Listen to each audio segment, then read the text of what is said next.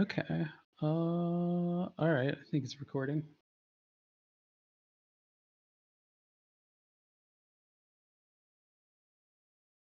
Just gonna grab my water bottle really quick.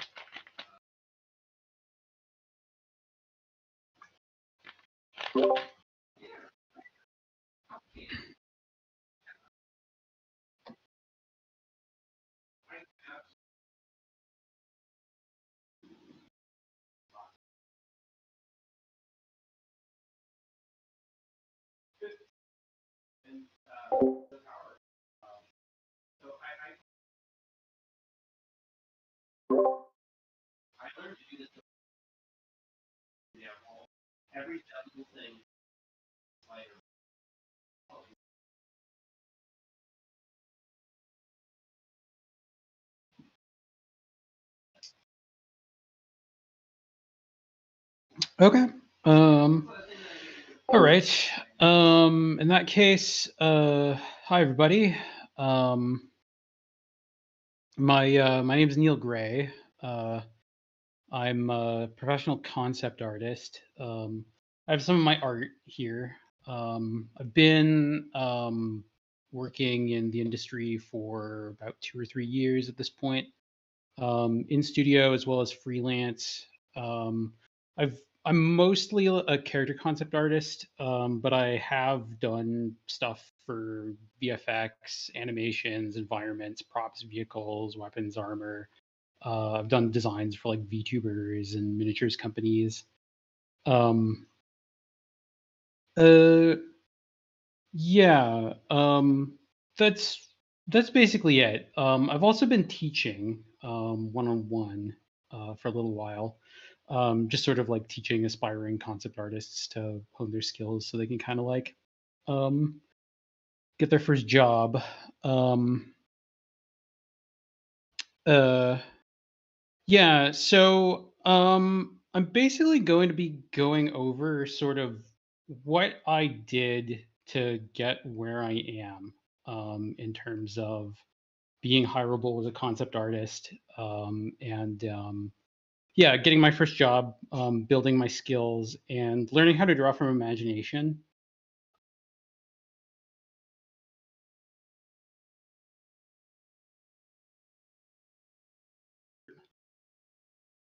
Other way around. There's a gap that artists have to bridge, in order to be able to do concept art, which is they need to be able to draw from their imagination. Um, uh, Concept art is sort of used to inspire, right, like 3D artists and animators and illustrators and sprite artists and that kind of thing, on a project, with designs and things that don't already exist. And when a lot of people sort of start learning art, there's a lot of emphasis sort of placed on learning how to do lighting and form and anatomy, and traditional sort of like academic figure drawing. Um, and typically, like if they go through a traditional education, most artists sort of end up doing a lot of this type of thing on the left here, right? Like a lot of studies of sort of like master paintings, a lot of figure drawing. A lot of these exercises that have you just kind of like looking at a reference and trying to copy it. Um, and a lot of people end up sort of learning this kind of thing, getting proficient at it, myself included, but not really being able to do this kind of thing on the uh, uh, on the right hand side. Um, right? It's yeah. There's something about sort of drawing your own original characters that this type of education really just doesn't prepare you for. Um,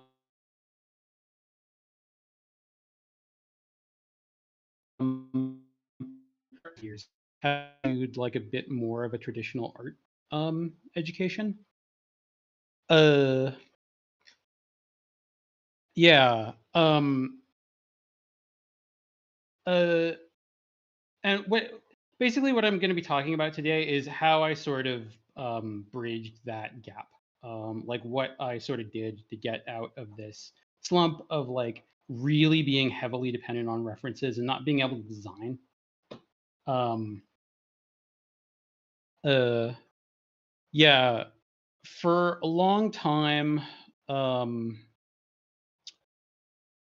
uh, my portfolio looked kind of like this. And you might be thinking to yourself, um, well, like this isn't so bad. Like you clearly know how to draw, right? Like, there's some rendering here, and actually these pictures like look pretty good. Like they look almost professional. But the secret behind all these is they took totally unreasonable amounts of time to produce, um, which is not really acceptable if you want to be a concept artist, right? Like you need to be producing like minimum like a couple character designs a week, and ideally you need to be able to work faster than that.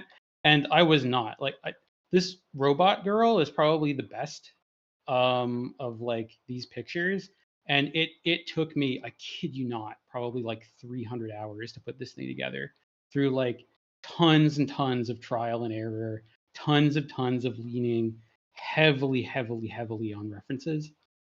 um yeah, and I was able to cobble something together, but I could never produce consistent results because like it took so long, and I was so dependent on like external factors like references that I couldn't figure out how to get back here. Like every once in a while, I would like spend over a month on like one character, and I wouldn't be able to get the same results again. Um, yeah, and I feel like a lot of people are probably in a similar scenario, or they're earlier on in their development than I was, where they're just sort of starting to draw and they're finding it frustrating, and they're encountering traditional art educational materials online. Um, yeah, and yeah. Um, Basically, I'd like to talk about what I did and what's actually required to train to be able to do original designs and to not be dependent on reference for all your ideas. Um, Basically, you need to actually do designs. The problem with the way I was sort of training was I was doing too much of this kind of thing, because there's something that can be kind of anxiety provoking about starting your own character designs from scratch, or any type of design for that matter. Um, if you're not very experienced, it's not going to turn out good, or the way you intended, um, on your first try, or even your 100th try, for that matter. And so it can be tempting and comforting to sort of like take refuge in studies, um, because it's just easier to like do a copy of a reference, or like make something like kind of new but like is really like too heavily referenced. um because it's easier, it turns out better, it feels more rewarding. um but the problem is that doesn't necessarily like translate one to one to actually sort of like making your own stuff in practice. Like in order to get better at any skill, you kind of need to actually be practicing that skill. Um, Learning to draw and design kind of like requires actually trying to draw and design, and having it turn out bad. Um, I'm basically going to go through. I basically Um, Eventually, I had sort of had enough of this. At some point, like I kind of realized like 300 hours to produce one robot girl that I can't ever like do anything like again, is just like unacceptable. So I needed to like change up the way I was going about learning. Um, what I decided to do was to challenge myself to actually do a design every day, um, and to set time limits for it. I figured just forcing myself to actually do sort of like the prompt that's required of a concept artist to like do a character design every day, right? Might sort of like um help me actually get better at the skill I want to be better at. And not just better and better at drawing naked guys and bowls of fruit. Um Uh, yeah. I had had a little bit of experience at this point, trying the same thing with figure drawing. Like I started seeing like much better improvements in my ability to do figure drawings from my imagination.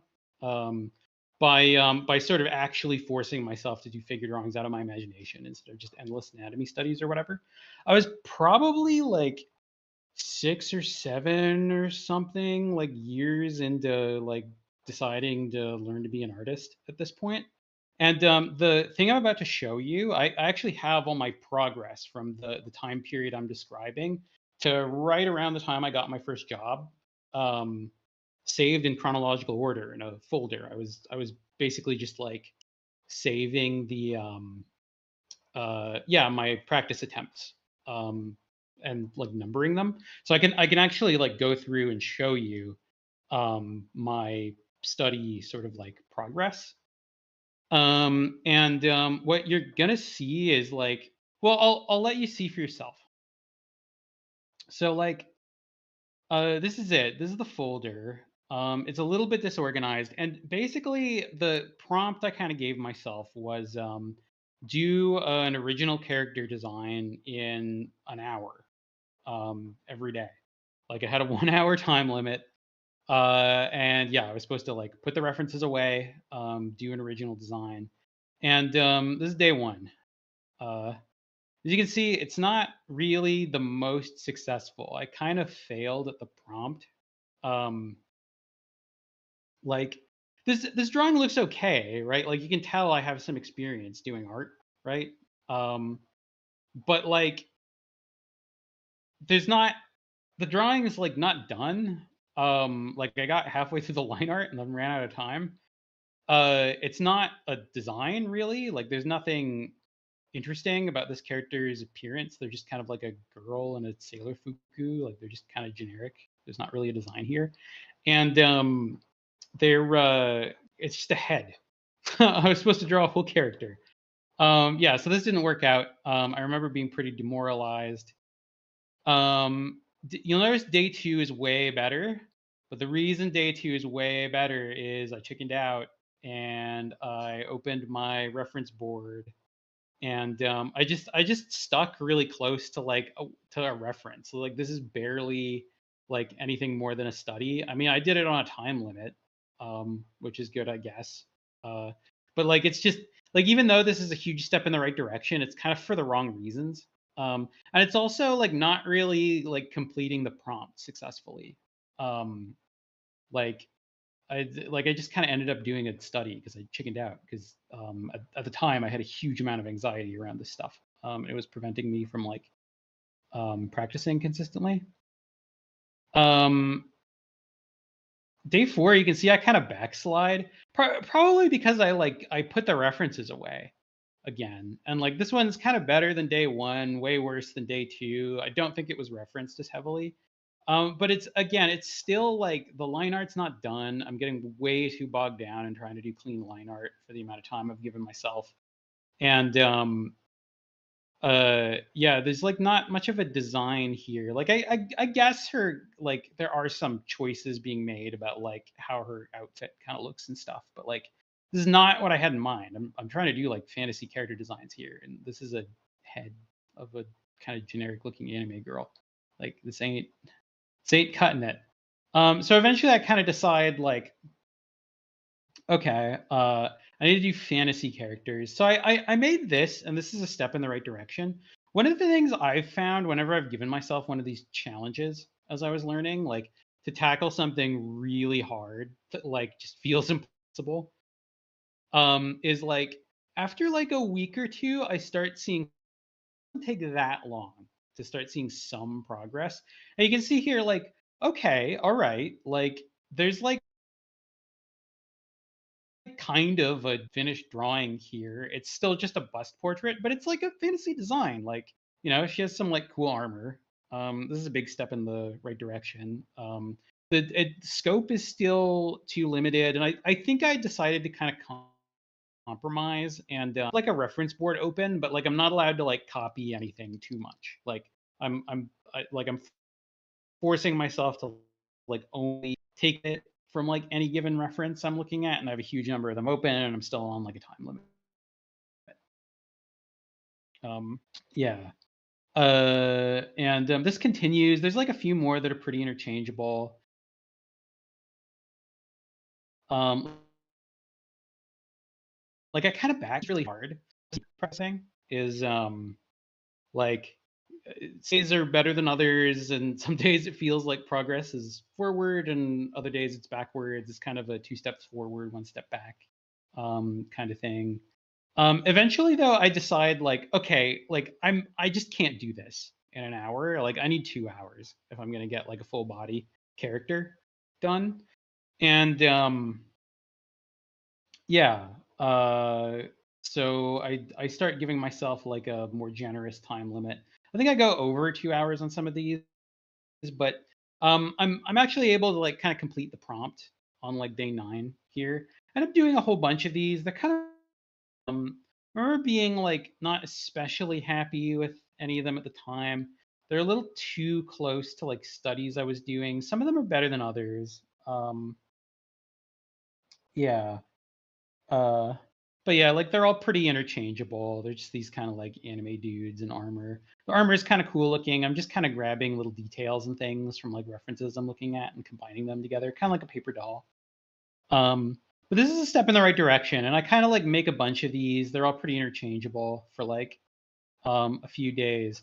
But then I made this, um, and I kind of thought at the time like, oh wow, I actually made something cool that like um, I'm like I'm like decently happy with. It's not like quite where I want to be in terms of like making concept art, but like for 2 hours, this is like way better than anything else I've ever done at this point.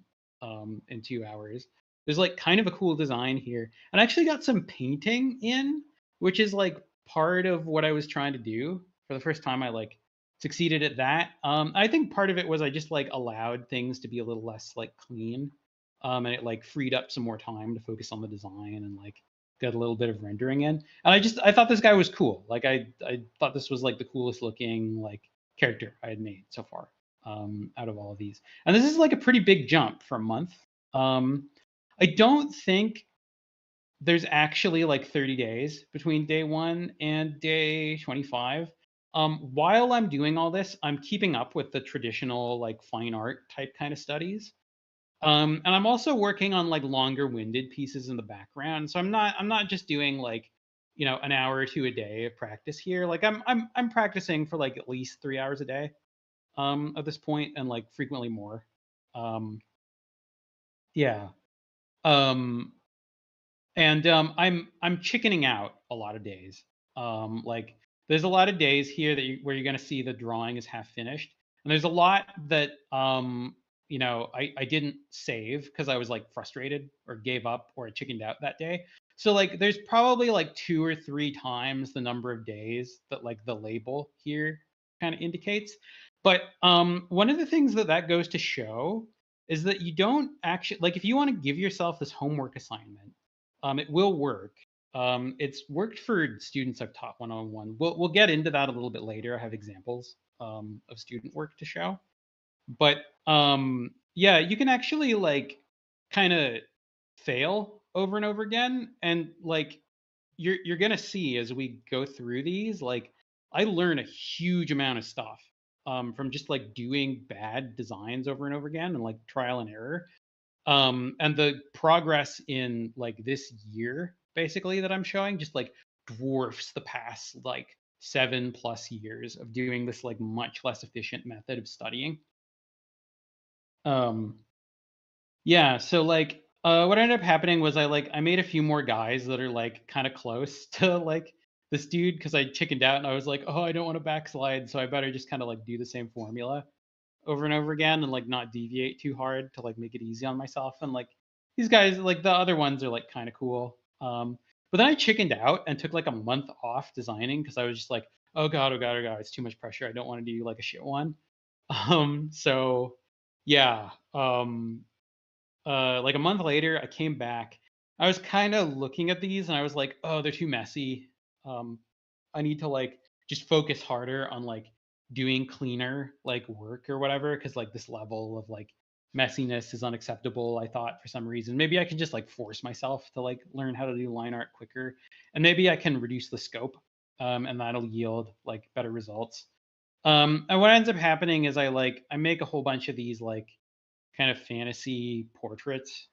Um, and like the these are better than like the ones from like the first week that were like a similar sort of thing. Like I'm getting more done. I'm less dependent on references. There's a bit of a design in most of these. The problem with them is like the scope is too limited and I'm getting way too bogged down trying to be neat and tidy. I'm trying to do like clean color fills. Here is just a complete waste of time for designing. But they're like they get better. Like this is probably the best one from this era. Like it's just an anime girl head, but at least this girl has like kind of a design to her outfit, and the drawing is finished, and I got the flat colors in. So it's like a step in the right direction. It's a whole bunch of these. They're pretty interchangeable. I thought this one was cool. Like I thought this was kind of the best one at the time. Just because the armor design was kind of neat. Um, yeah, there's like a whole bunch more of them. Eventually, I kind of pull back the camera, start getting the torsos involved. A lot of them end up like half finished. I guess that one's like kind of done, but there's like a bunch of these where like the drawing doesn't get done. Um, yeah, and like after another month of this, I'm kind of like, okay, this isn't working. Like, I'm just kind of like getting halfway through these over and over again, and like there's not enough design going on. I need to change up what I'm doing again. I liked the results. They're closer to like what I want from when I was doing like sketchier stuff. So I decide like, why don't I try doing like a rougher sketch? Um, and yeah, just like do some rough painting underneath that and see how that goes. And I made this first attempt after doing that. And this is like my best work so far, right? Like, there's like a whole character design here. There's like a whole character. She's in kind of like a pose. You can kind of see what's going on with her armor. Yeah, and there's some like flat colors. And I didn't really have time to like do much rendering afterwards. But this is a step in the right direction, and it's only 60 days of like doing one of these every day. Like, and that's it's 60 days over the course of like probably more like I don't know, like 4 or 5, 6 months.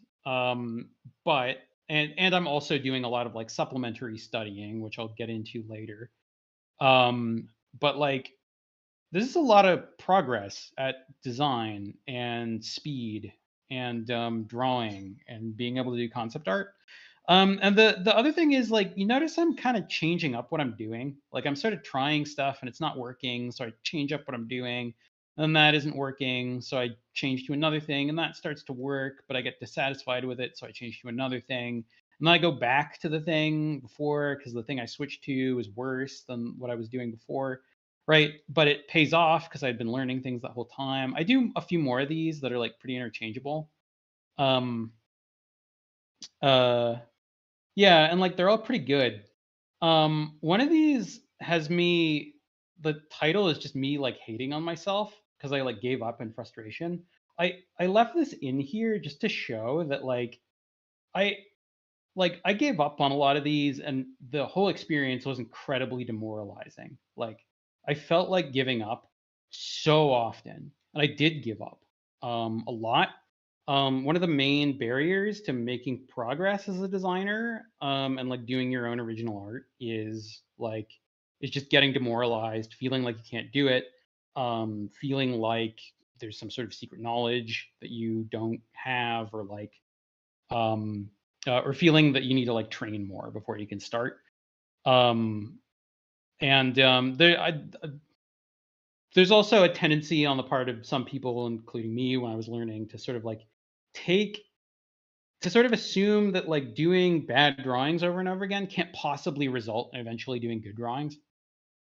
Um, but that is not the case. You need to do bad drawings. Like doing bad drawings is a necessary part of learning how to design. You cannot, you cannot get good at designing by just studying. Um, I was actually supposed to show the Proco kangaroo. Uh, me just sharing my stream audio. Uh,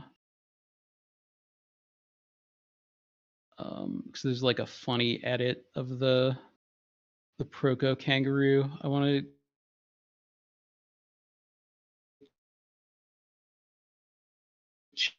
to know it. But Proco is basically like a fine art kind of YouTuber. Drawing from imagination. Yeah. Who does a lot of like yeah this like this like sort of like more traditional art education, only using like traditional fine art approach to like learning how to draw. And he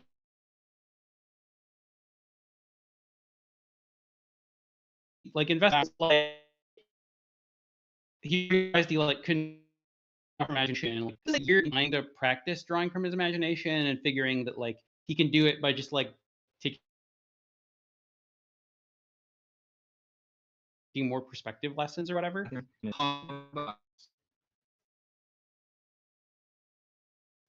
Let's be a little creative box. I'm gonna draw a dog. I'm gonna draw a cartoon. Okay. It doesn't matter. Let's say it's a ball, a kangaroo. Okay. Anyway, you guys get the idea. If I had a better, maybe this would be a lot cooler. You can also start by drawing blobs. You don't even have to think about perspective. Now, I don't really like that. I can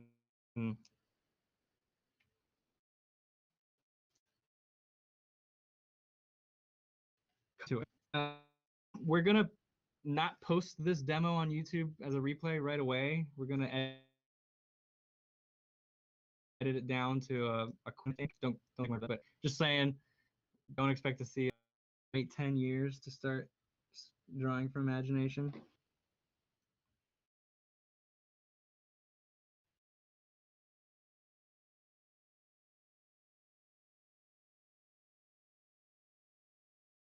And I may say there's like 7 from my imagination a little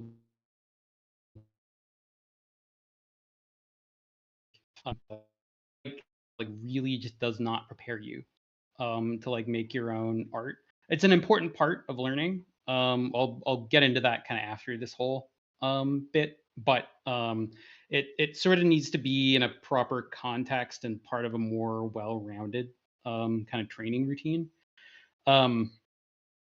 Anyway, that side tangent aside, yeah, I end up doing a bunch more of these. I do this one, which is again like the best thing I've like drawn.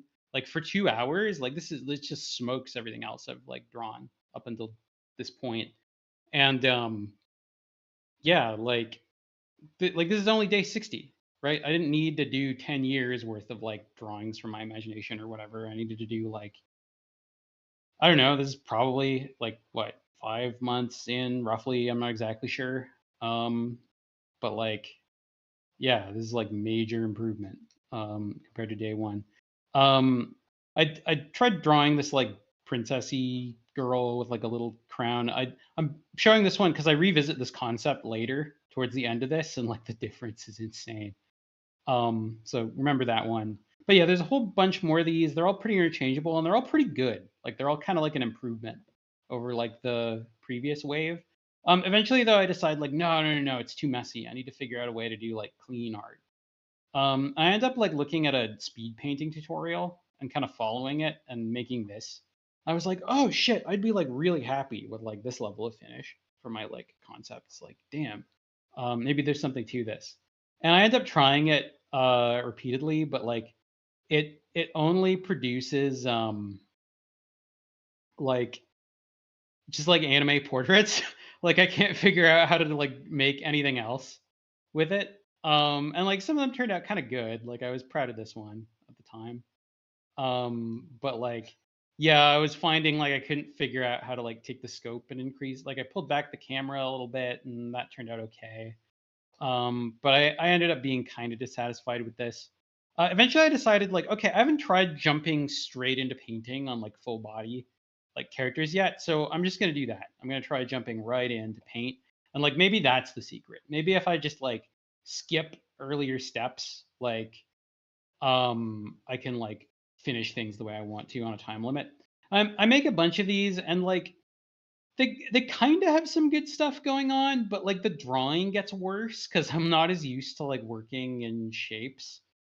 And it's I ended up just like not really finding this to be like a successful experiment. Like I feel like these looked worse than like the earlier ones that started with a drawing. So I was like, okay, all right, I'm trying again. I'm just going back to what's worked best for me so far, just doing a rough sketch and then some like light painting underneath. And then I made this, which smokes the shit out of like everything else I had like done up until this point.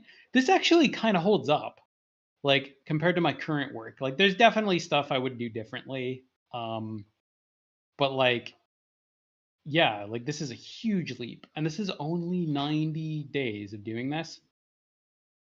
Um, yeah, and I was like, okay, that was a fluke. Like, I can't do that again, right? And I made this the second day. Uh, I ran out of time to like, paint it or whatever, but like this also like actually kind of holds up. But I'm doing the thing again where I'm like chickening out a little and like doing a character concept that's like pretty similar. But like still, this is like a massive design. Looks kind of cool. It's like a pretty good drawing. It's like a pretty finished drawing. Like kind of a cool. Okay, all right. I can't I can't do that again. And then I made this, which is also just like way better than like anything I'd done up until that point. Like it turns out I was like unlocking like more skills while I was kind of experimenting. I just went sort of process that I was like most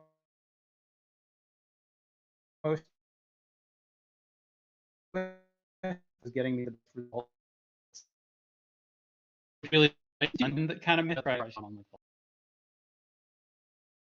like later. Yeah, I was kind of took a step back because I was like, it was a hard brush. Maybe it'll look cleaner. And it just looked stiffer. Um, but yeah, I just did a ton of these, and they all turned out. Uh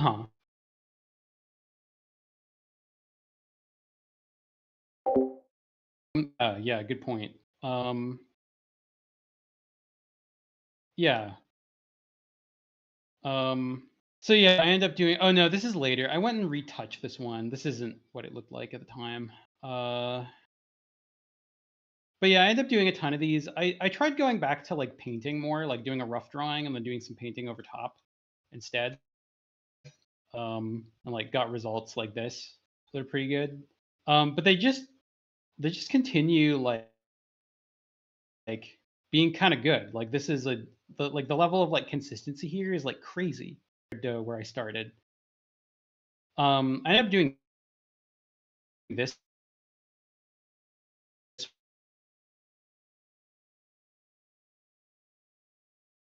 one.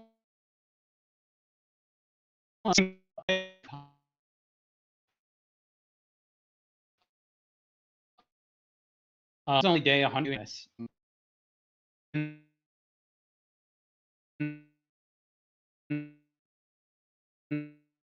one.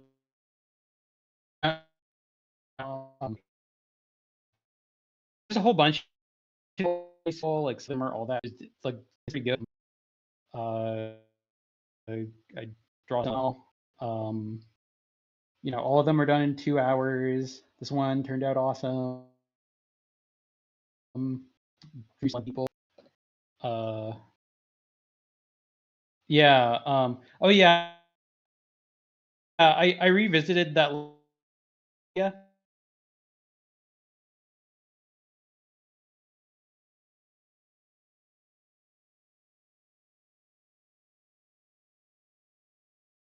The first attempt.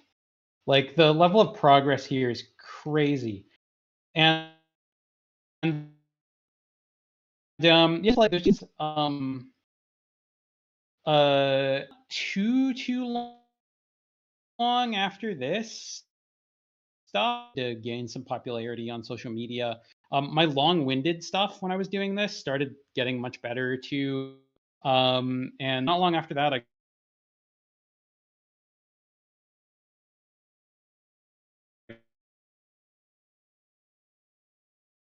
got my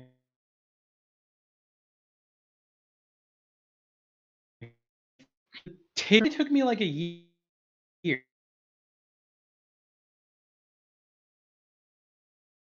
I think I actually have like one of these where I like gave myself the same prompt, like do a fantasy instead of 2 hours, like same prompt as like the first day, basically, and like this is what came out of it. And I didn't even use the whole time. Like I think this took me like 40 minutes instead of an hour, and I was like, I don't really know where to take it from here. I'll just call it good. And like this is insane, and it's like 1 year of like the same prompt, and it took me like 7 years to get to the point of like this. And, like I had better stuff at the time.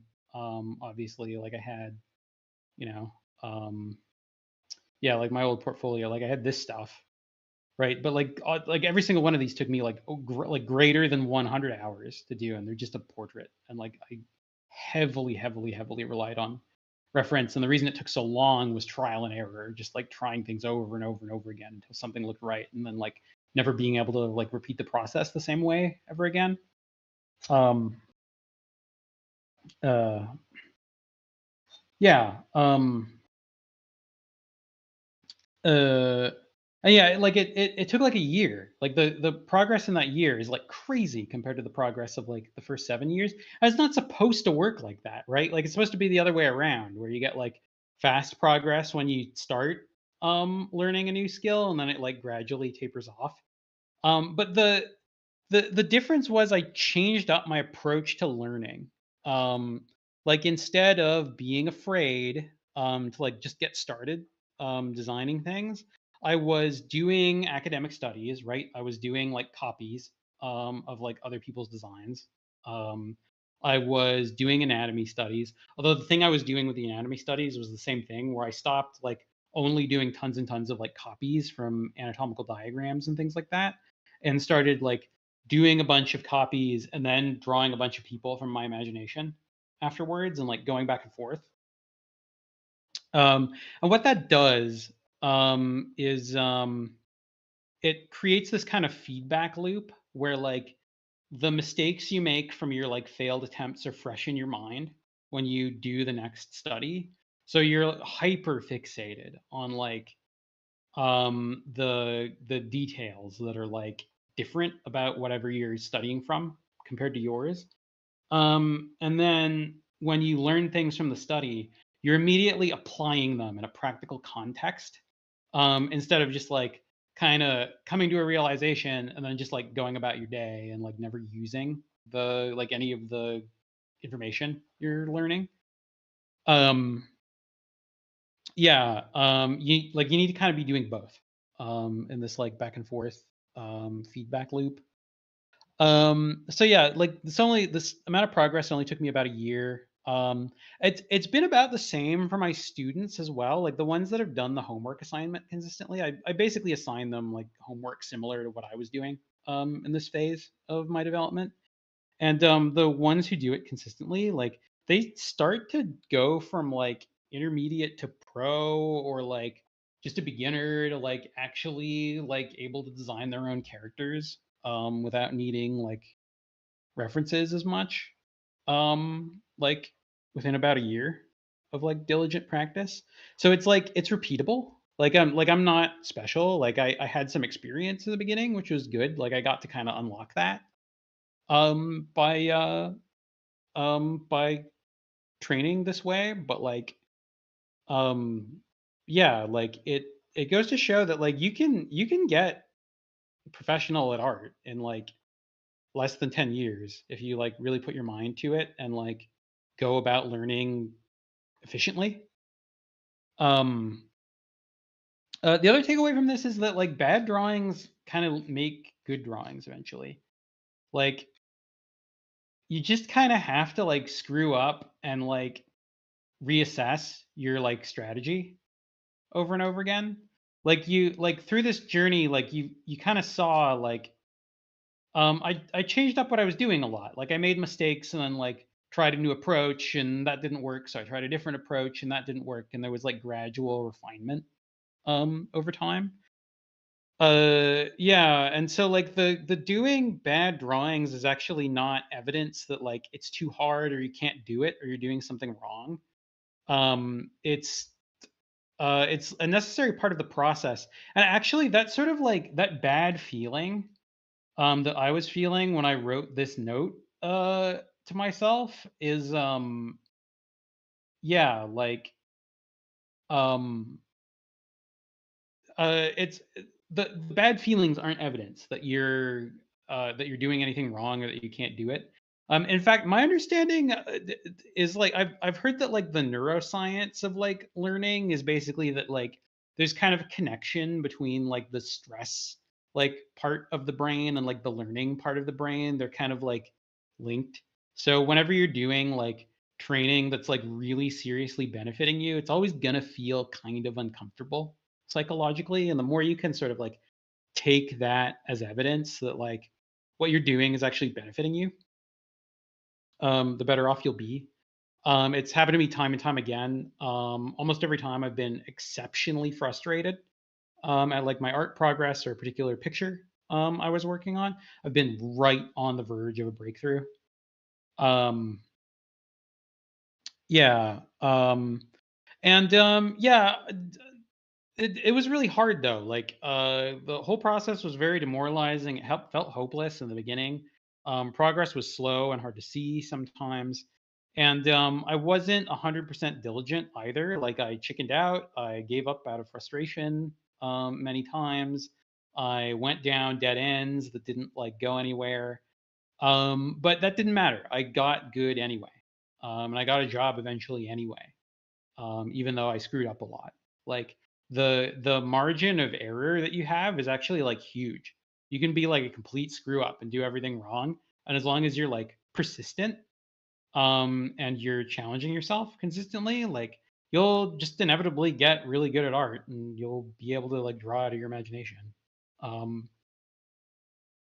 uh yeah.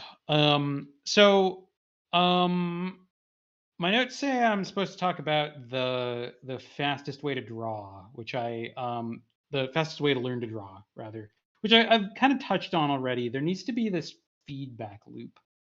Um, like if you just sit around and do nothing but bowls of fruit and drawings of naked dudes, um, it's like it feels sort of safe and you can improve at it, and you can get very good at it, um, but it's just not a fast or efficient way to learn how to do this kind of thing, which is what I assume most of you want. You want to be able to do your own illustrations and characters and cool weapons and armor and environments and stuff like that. Um, yeah. And this is Hamsung Chul and Akihiko Yoshida, some of my favorite artists.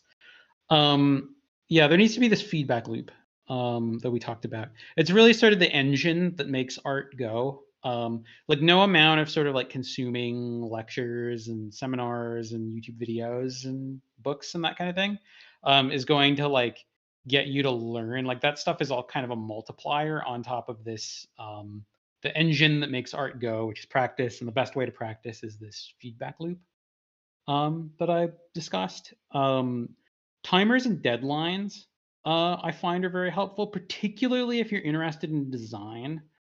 This is a little different if like all you're ever doing is like fan art, I guess. But actually, everything I'm saying kind of applies to composition as well. And your compositions need to be good if you're like trying to be more of an illustrator.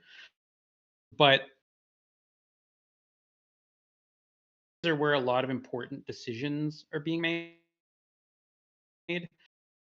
Shape design, which I sort of consider to be sort of like the fundamental kind of like bedrock of like design in general. Yeah, and having deadlines and timers kind of helps with that. You get a lot of practice in like the early phases of drawings, which are where most of the important decisions are being made. The most sort of fundamental of your fundamental skills are being tested in the first like 30 minutes of the picture. Um, yeah. Um, And the other thing I'd like to bring up is like I didn't prepare a bunch of examples of this, but like like basically all the like good artists out there kind of did some version of what I'm talking about to get good at art. They didn't necessarily approach it exactly the same way as me, but like all of them were like continually attempting to make the kind of work they wanted to make, whatever that is, whether it's original environments, characters, illustrations, whatever, right? They were attempting to do creative work, right? Stuff more like the stuff on the right, in addition to their academic training. Some of them didn't even do the academic training. Like the guy whose Discord this is, Pete Moorbacher, like he just had like a bunch of references open whenever he was working, and he just did a ton of like illustrations of like characters and learned that way. And like basically everybody who's like good at this like got the feedback loop I talked about in some way, shape, or form, where like they're looking at references, right? Like, and they're studying them, whether they're doing formal studies or they're just kind of like looking at them and trying to apply what they're like picking up to what they're drawing. And then they're like they're trying to actually make original art. Um uh Yeah, it would have been helpful to provide a bunch of examples or whatever, but I forgot to do that. I don't really have time here. Um, yeah, the method I used to learn is repeatable. Um, like I have some examples from my students here. I actually have many more students than this. But like yeah, these are a few examples. Um, this student came to me with like a handful of designs that kind of looked like this. I think this was their homework from the first week. They had a lot of like fan art illustrations, I think, in their portfolio when they took my class, and this was sort of their homework from the first week. I had them, like do a round of character designs, kind of like one every day. And yeah, this was sort of like their first week. You can tell they have some experience, right? Like they're not new to drawing, but their design skills were like kind of weak. And they they signed up for my mentorship, and after like about a year, roughly, some of this is less than a year. Like I kind of plucked a few of these from like just a dump of like some of the stuff they produced like later on in the mentorship, but they just like they've actually produced like a huge body of work that's like a similar level of quality. to this stuff, and this is actually like good enough to get them a job as a concept artist.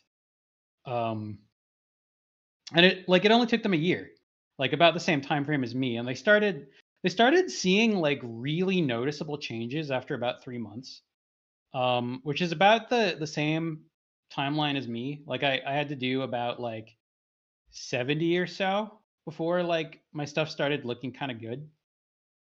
Yeah, and I found with this student, it was sort of the same. Um, this student blew my mind. Um, yeah, this guy, this guy, like, yeah, this was sort of like week one's homework. He didn't really have like a lot in his portfolio.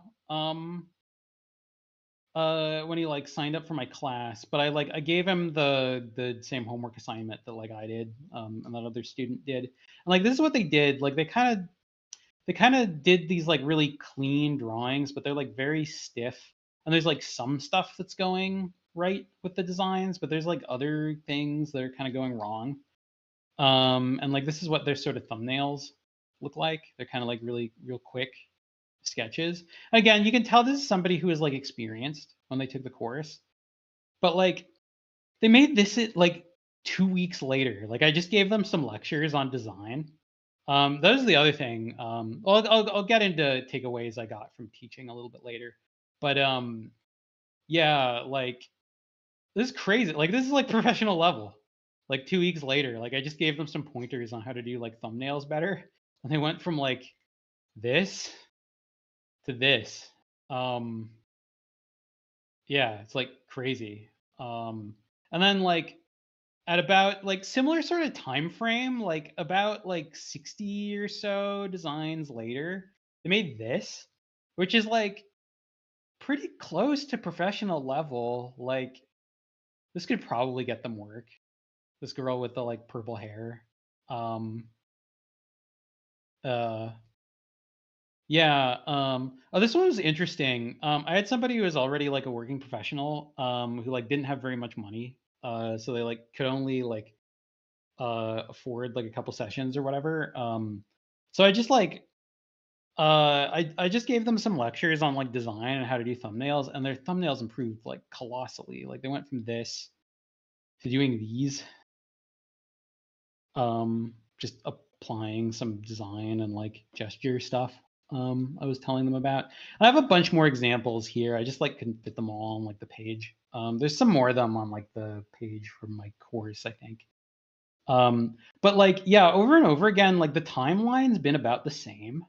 Like like after like 3 4 months, they start getting like significantly better if they like do the homework assignment, and then like after like a year, like if they're like an intermediate, they're usually like getting pretty close to pro or like pro level. And if they're a beginner, like they actually have like kind of a body of work, and they're like able to do designs in addition to like getting better at like just figure drawing and that kind of thing.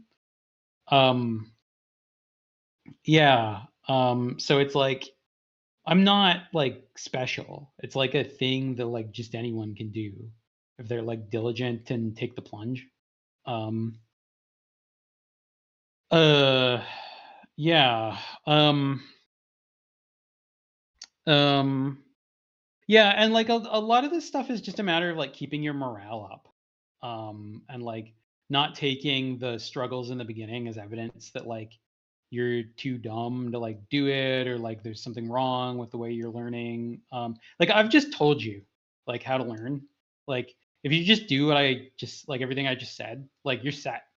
Like you'll just inevitably get really good if you can like force yourself to like do kind of a practice routine similar to what I did, and just be consistent about it. You also don't need to put in like 16 hours a week. Like if you can do like 16 hours a week, like oh my god, like you're gonna be like you can go from zero to hero in like 2 years. There's actually examples of people doing that. I don't have them on hand, but like yeah, there's some viral Twitter posts of people being like, oh hey, I got into art like like a couple years ago, and then like 2 years later they're like insane.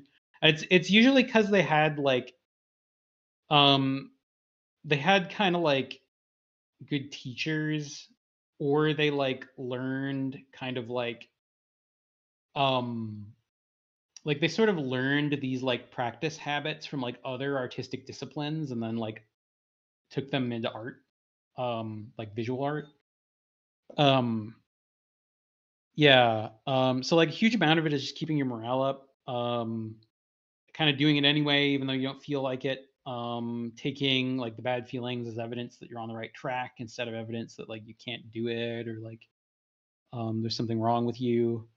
Um uh Yeah, I had to kind of learn everything through trial and error. Um, like most of my sort of like learning, like I'm self-taught, and most of my learning from YouTube videos was just kind of like anatomy tutorials, and also one or two videos that kind of encouraged me to like just jump into design.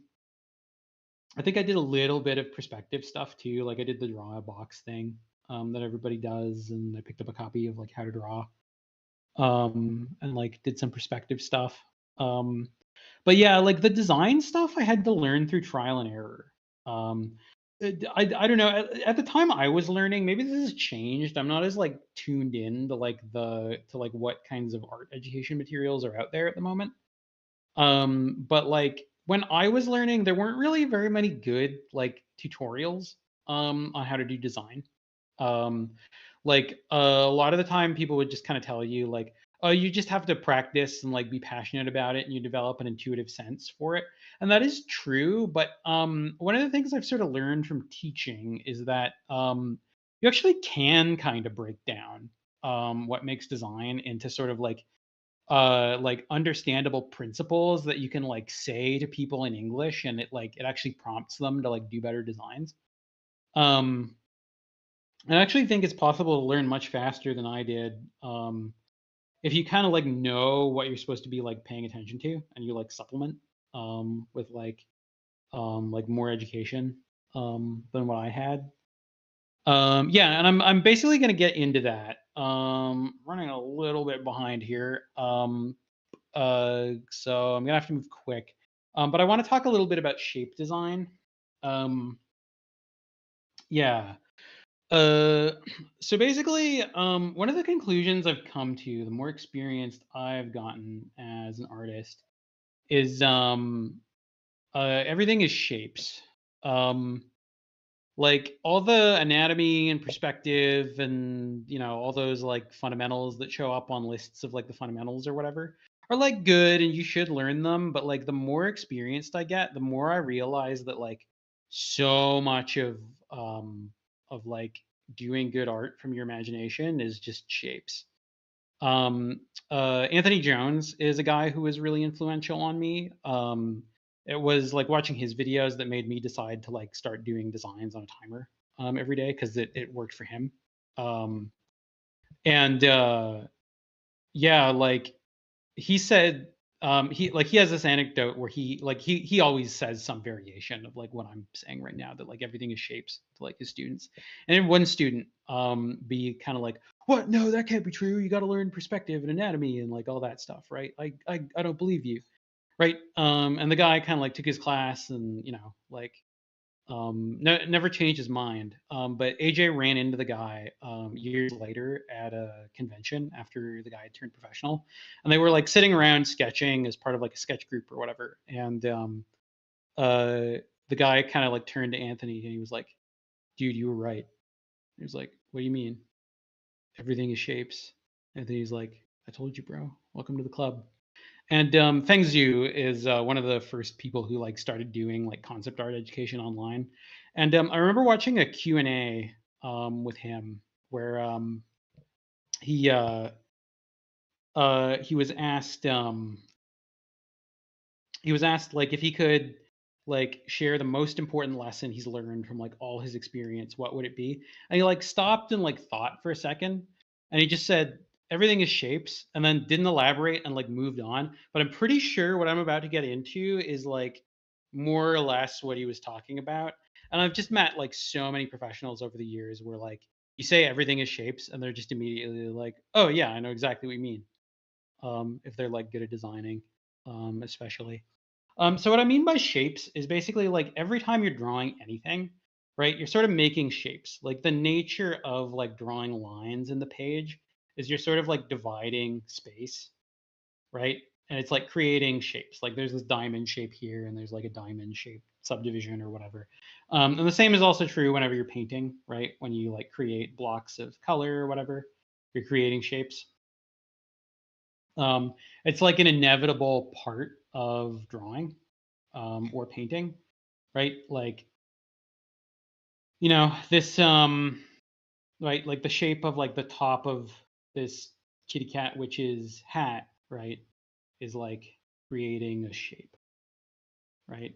Like, and then there's like a subdivision shape, right? This is what I'm talking about. Like every time you're drawing, like shapes are just sort of like a natural byproduct of everything you're making.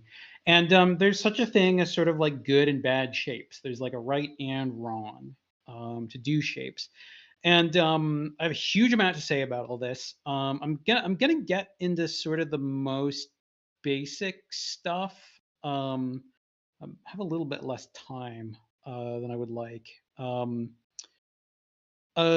Yeah. So basically, a lot of what it boils down to is this thing called the golden ratio that you've probably heard of. You've probably seen this diagram here, right? And you've seen this spiral and maybe been confused by it, and like these numbers, and like maybe how like this kind of applies to art, or maybe you don't. I've had sort of like mixed reactions when I talk about this. But basically, like these numbers sort of like correspond to like spatial relationships that are frequently seen in nature, especially in things that like human beings tend to perceive as beautiful, including like good art. Like good art tends to conform to this sort of spatial relationship. And the spatial relationship I'm talking about is, you see the way these like squares are subdivided? Like each of these values kind of like conforms to, right, the relative sort of like size of like each of these like squares here. And if you'll notice, they're basically kind of divided into like, there's a large square that's sort of like the biggest value, right? There's a medium sized square, right? Like there's the subdivision into sort of like thirds, kind of like you have like 60% here, 40% here. And then there's like a further subdivision where you have like 10% of like the overall size of this like square here. Um, and then it like continues to subdivide. Like you have this big shape, this medium shape, and this small shape. And the small shape is like subdivided the same way as like the larger shape, right? There's like within the, right, the small shape, there's sort of like a big and medium division, and then there's a small division, and it just goes on in this like fractal. And if you were to expand this and like follow the sequence, it would just get bigger and bigger, and like the fractal would like continue with the same sort of like relative relationship. And you can see this in art. Like if we look at the shapes that are being created, this is Kyung Hwan Kim, or Tara. Um, yeah, like remember what I said before, like anytime you have like hard edges in your like values, or you have like lines dividing things, you're creating shapes. So if we look at like the shapes here on this like pauldron, right, there's this overall shape of it. Well, if we look at like where the shape is being subdivided, right, the divisions are uneven. See, there's like a big part, a medium part, and a small part. And then there's like details kind of clustered here and here. But then there's like larger empty areas. And like the whole thing is like this. Like the large shapes kind of like break down into these like big, medium, and small shapes, right? Like we kind of like only look at like the large scale shapes of this helmet. And there's like a big shape, there's like a couple medium shapes, right? And then there's like small shapes. Like they vary in size. Like it's not all just like, sort of like same size, same size, same size. Like you'll see this in sort of like beginner designs a lot, where they'll have like a suit of armor, and they'll be like, okay, how do I divide it? And they'll just like make even subdivisions all the time. Like they'll make like a breastplate or something, and they'll decorate it, and it'll have like even sort of like subdivisions. You don't want that. You want to make them uneven. This is a huge part of what makes for like good shape design is like getting the divisions of space that automatically occur whenever you're drawing or painting anything, right? As like a natural byproduct, making sure that those adhere to the golden ratio as much as possible. You don't have to, it doesn't have to be an exact science. You can simplify it to big, medium, small. You want to mix of big shapes, medium shapes, and small shapes. You want to vary them up. And you can see like, yeah, there's like a lot of that going on here. Like look at the subdivisions on this gauntlet, right? There's like an area of rest, and then there's this like tighter, more detailed area. And it alternates between like thin line, thick line, thin line, thick line, thin line, thick line. It's like a big area of rest here. You get the idea, I'm sure. Some examples from my own art, right? Like there are these large areas of like this character's like bared skin that like create areas of rest, right? There are these large empty cloth areas. You can see I'm like varying up the sizes of these like cloth folds as well. There are like subdivisions on her armor that like vary in size. She has these little clusters of jewelry breaking up the space of her like flowing cloth bits on her outfit. And the jewelry pieces are like different sizes. There's like medium one, small one, medium one, small one, big one, and then the big one has like medium subdivisions on it. You see the same thing with her hair. There's like bigger chunks and smaller chunks. Yeah, this is a huge component of doing better designs. The next component I'm going to talk about is rhyming shapes. What I mean by rhyming shapes is you want to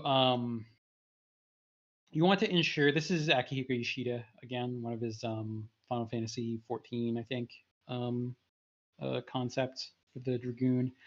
You see how like the shapes on this character are all these kind of like talons and horns, right? Like they have these kind of like, they double back around on one another and have spikes. There's a lot of these like organic curves that end in points and sort of like switch directions. So you get like curve, inverted curve, that kind of thing.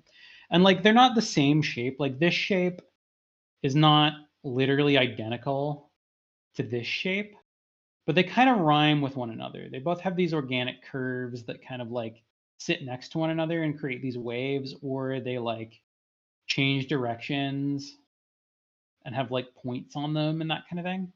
So they're like bat wings or like claws almost. Yeah, they all rhyme. They're not exactly the same, right? Like they have parts that are different, but they have parts that are similar. They have like a family resemblance to one another. Good designs have this. Not every single shape in the picture needs to rhyme with every single other shape. It would have been a good idea for me actually to splice in some examples of pictures where like there's like multiple clusters of sort of like rhyming shapes. But you can do it that way as well. But you want each shape to rhyme with at least two other shapes in any picture you do. This is an example from my art. This sword is actually an example of what not to do. The shapes here don't really rhyme with anything else in the picture. Like there's these blocky shapes. Like if you're gonna put blocky shapes on the design, like you want them to be somewhere else on the character as well. Like she needs like another object that has like blocky sun-shaped stuff. For her armor, actually, like is doing a really good job of rhyming, right? Like there's these kind of like rounded kind of like bevels on everything, and there are these like little metal studs, and there are these like these like beveled edges to everything, and then the shapes of the plates kind of have these like rounded points on them. Yeah, like I'm doing sort of like rhyming shapes. Like this like armpit protector thing kind of rhymes with like the studs. Like it's like concentric circles. Yeah. This is another principle of shape design that you can just take and immediately apply to your designs, and it'll make them better. It applies to everything as well, like not just characters. Chunky shapes. Yeah, so the other thing that successful character designs all have in common, I actually think this applies to like buildings and stuff as well, is character designs need to have chunky, three-dimensional elements that break up the silhouette of the character. I don't have. I should have had like a bad example here, but like basically what I mean is like right, like this character. This is Hamsung Chul. Um, this character has like these huge sleeves that are like a different shape in three-dimensional space from her arm. Right, her arm is probably this like skinny little thing here, right? But she has this piece of her outfit that's creating like a big three-dimensional like chunk like in her silhouette. Your character designs always want to have stuff like this in them. Like they want to be kind of 3D. They don't want to just only be like two-dimensional like textures on sort of the character. Like they add a lot of visual interest. She has like a big hammer. She has these big cloth things coming off of her belt. Has like a certain amount of chunkiness to it, right? She has these big poofy pants. She has this like apron kind of thing. Big weapons, big sheath for her weapon. Um, yeah, you want your design to always have like at least a handful of choices like this present in it. You can see this in an example of one of my designs too, right? Like her hair is big and poofy, it has bow ornaments on it, right? Big witch hat. The witch hat has like chunky 3D stuff on it. She has cat ears, right? Her cuffs are like chunky and have three dimensionality to them. Big belt, big skirt. The skirt has layers to it, right? She has these big bows on her feet. She has some props like floating around her, right? She has like chunky 3D stuff on her. And this even applies to characters that are kind of like naked person coded.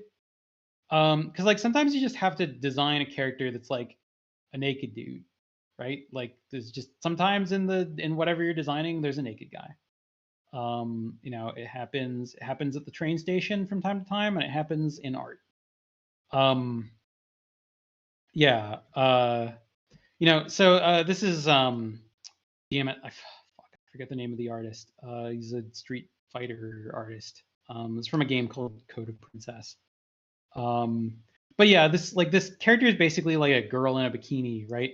But like he's made a lot of choices that like Kinu Nishimura. That's the name of the artist. Right, like she has a big poofy hairdo. She has these 3D like flowers in her hair. She has a crown. Her gauntlets are big and chunky. She has this like waistcloth thing that's like big and chunky and has streamers coming off of it. She has a big cape. And her sword is massive. Like they gave her like a gigantic weapon that like adds a lot of interest to her design. That's all on purpose. This is a succubus I drew years ago. You can see she's wearing a bikini, but like she has big horns. She has a giant halo floating behind her head. Her wings are big and they're chunky and they have like spikes on them.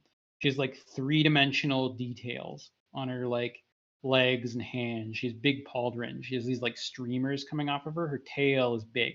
It has like a big 3D shape on the end of it. You want to be doing stuff like this in your design. You don't have to go this crazy, but you always want.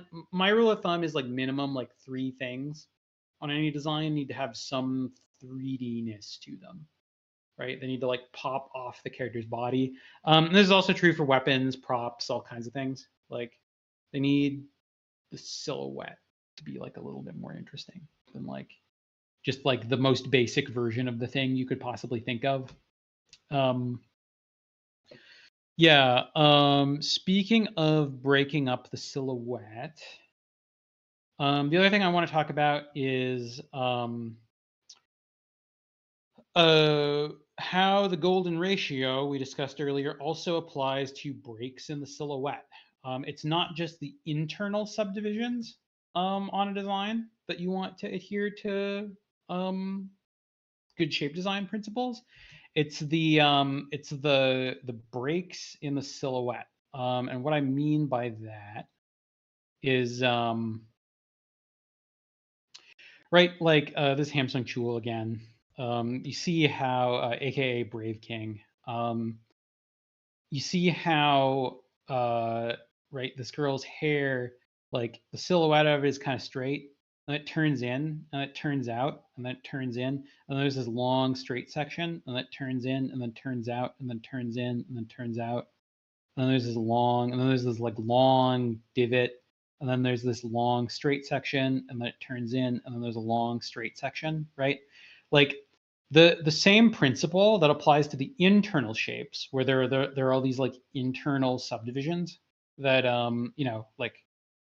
like a mix of big, medium, small. There's like little diamonds, and then there's like medium-sized stripes, and then there's like large areas of rest on this lady's like bare skin, right? The same also applies to her silhouette. Like the rate at which like the space between like changes in direction in her silhouette, if you like assign values to them relative to one another, it would probably correspond like kind of similar to the golden ratio. And this actually isn't that hard to accomplish in your own art. Like if the internal subdivisions are all like adhering to like good shape design principles, and like your layering is like this is sort of a draftsmanship principle. You want any layers that are present, like you see how there's this layer here over top of this other layer, but you can see in the silhouette the thickness of this layer and how it's like overlapping this one, right? As long as you're like doing that, just doing a good job of shape design on the internal parts will kind of like automatically generate like pretty good ones on the external parts. But you do want to be aware of this when you're like studying and like doing your own characters. Like, yeah, the silhouette also needs to like adhere to shape design principles. Again, notice everything's chunky. She has like a big, like this lady's pretty like naked lady coded, right? Like her armor is pretty form fitting. There's like a lot of like bare skin, but like, you know, she has a big chunky sleeve, and like her pauldron here is like visible in the silhouette, and she has like big chunky elbow armor and like, you know, big diamond shaped weapon, right? Um, this is just one of my characters. You can see the same thing here, right? See how this ear, there's like a short section, and then there's like little subdivisions of that short section, and there's this long section. And then there's another long section, but this long section is longer than this long section. And then there's a medium-sized section, and then a long section, right? Like you see how like there's like good choices happening, if I do say so myself, in like the way the silhouette is sort of like turning. If you were to treat it as just this big long line, like, and subdivide it along breaks in it, like you'd want that to adhere to that like golden ratio. Yeah, I had an example here that I didn't really finish. Uh, but like I wanted to do like kind of a demo of like a good design versus a bad design. I drew this in literally like 5 minutes earlier, like trying to get it done before the presentation. But like on the left here, right? Like we have a design where like the spatial subdivisions are too even. Like this breastplate, all the quadrants are evenly divided. Like the breastplate's about the same height as this midsection, which is about the same height as this like fold section. The folds are about the same size as this like gap between them, right? And like the height of the folds is about the same as like the bottom of the folds to the top of the knee pads. There's like evenly divided space on these like gauntlets. I'm just intentionally making a lot of really bad decisions. Her like hairstyle isn't really changing the shape of her head, right? Yeah. And like here I just like took the same drawing and like tried to edit it into a better design quickly. And you can see I'm using a lot of rhyming shapes, right? I have like chunky parts in the silhouette. There's a mix of like big, medium, small. Yeah. So you can sort of see side by side, like a character that's kind of headed in the wrong direction and a character where like it's headed in the right direction. Yeah. Just sort of, I don't know, just give an example. Kind of running short on time here. I wanted to get into thumbnails. Just really quick, I'll say about thumbnails. Like, you want to start. You want to do a lot of like rough sketches headed into a drawing, because it's easier to work from like the shape design of the major shapes, like the sort of large scale zoomed out shapes that appear in a character design, and like gradually zoom in and add detail, than it is to like zoom in and kind of like build outward. You end up needing to like edit a lot and make a lot of like unintentional choices. Yeah, and that's sort of why thumbnailing is important. Like you're trying to solve very specific shape problems in the initial sketch at like a zoomed out scale. Like you're not just doing a bad drawing first and then doing a good drawing second. It's a very important part of the design process. Um, I think I need to wrap up here so we have time for the Q&A. Really quick, I want to pimp my course in mentorship. Um, I have a new course on character design that yeah, I just launched. It's on sale till the end of the month. Um, it goes deep into all the stuff I just talked about, as well as like more stuff. There's actually kind of a lot to cover when it comes to character design, and it has examples and demos. It's also pre-recorded, so you can sort of like re-listen to it over and over again, so you don't forget. Um, it's basically made out of the same lectures on design I give my students.